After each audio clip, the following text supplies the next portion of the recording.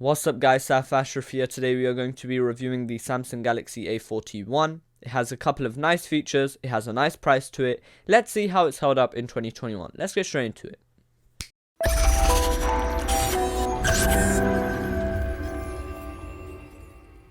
So the design of the Samsung Galaxy A41 is Samsung's so-called glass stick, which feels quite nice in the hand, looks quite nice too. They have a nice unique design on the A series specifically. With the A41 that I have, it has these lines going through the back of the phone, a nice rainbow type of finish, and it looks quite nice and unique. However, this design is definitely not for everyone, and it does get a lot of fingerprints. I've got the nice blue color here, as you can see. It looks quite nice, but once again, it does catch a lot of fingerprints. You will want to have a case on this phone. Also, it may get a lot of scratches as it is plastic. It is not the most durable material what you can use for a smartphone. We have plastic sides once again all around the phone with once again a nice blue color. However, this is glossy, which means the sides will also get a couple of fingerprints and the sides will get scratched quite a lot, like going in and out of your pocket, putting it onto a table or anything. So yes, once again, a case on this phone will probably be needed. It does have the volume rocker and the power button on the right side of the phone, which I can confirm are quite clicky buttons, but at the same time do feel quite finicky. So yeah, like if you can just hear the buttons, they are quite clicky.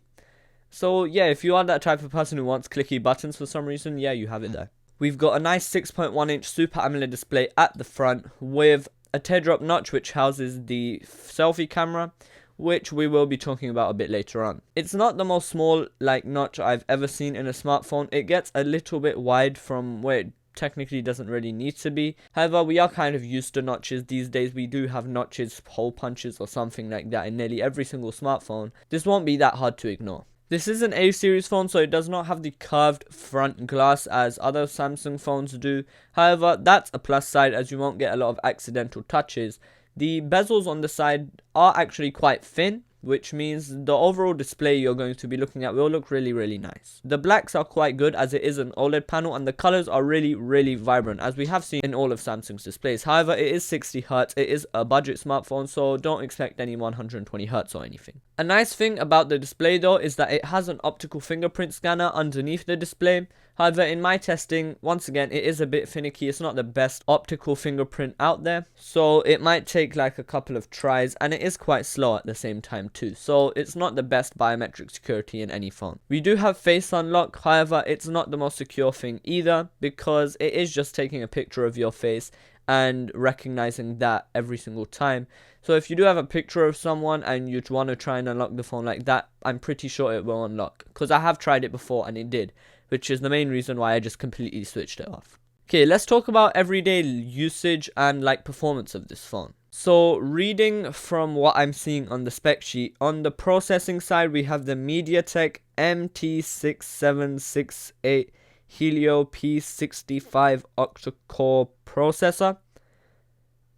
So it has a MediaTek processor, and from the usage that I have been doing, so scrolling through social media, taking a bit of photos here and there, it's been okay. I have noticed some crashes and bugs here and there, like just going through apps. The phone will lag and freeze sometimes, but if you do take care of your phone, don't download a lot of junk on your phone, then I'm pretty sure the phone will be just fine. It has been a couple of months since I first got this phone, and at the start it was fresh out the box, so it was really fast.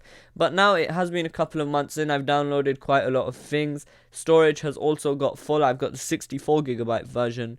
So expect a couple of slowdowns along the line of using this phone. Let's talk about battery life. Battery life has been quite good on this phone in my usage. We have fast charging also with the fast charger in the box. And battery life, it does have about the power to have 3 to 4 hours of screen on time. This is with quite light usage, so literally just browsing through social media for a bit every day. And maybe playing a couple of games or something, but not very high intensive games, just nice simple games. So let's quickly touch on the camera system. We have 3 lenses, to be honest 2 lenses, but we have 3 lenses. We have the wide, an ultra wide and a depth sensor. I don't really see the depth sensor doing much in this phone. I guess it's really just there so Samsung can say that yes, we have added 3 lenses onto the smartphone. Ignore the depth sensor. Even covering it up in portrait mode / live focus, it doesn't do much. However, the ultra wide angle lens is really useful in situations like you want to get the whole scenery, or you have like a big family, you want to take a big group photo, then it's definitely there. However, in night, this ultra wide angle camera it's just not it. The normal wide angle camera though is 48 megapixels, which means you will get a little bit more detail. However, it is not optically stabilized, which means if you do move a lot, then your images, even though are 48 megapixels, the resolution will still not be there because of how much you've been shaking the phone, unless you have extremely steady hands. Video, you can record up to 1080p, which I am quite disappointed in. I think this phone could definitely have done 4K video, especially since 12 megapixel cameras can do 4K, but this 48 megapixel camera can't do 4K. A little bit disappointed there. However, you do get 1080p video. You also get Samsung stabilization in the software, which will make the video quite smooth. However, once again, the resolution will go a bit down. So the camera system is good for most scenarios, but not the best you can get. So all in all, this phone is great for the people that want a budget smartphone and don't use their phones to the absolute limits. You're a very average consumer, like the very average consumer. This phone will definitely be fine for you in performance. Battery life is great. Camera does need a bit of improvement. So thank you guys for watching. This was the review of the Samsung Galaxy A41. Thumbs up if you enjoyed, comment if you have any questions, and yeah, thank you guys for watching. Peace.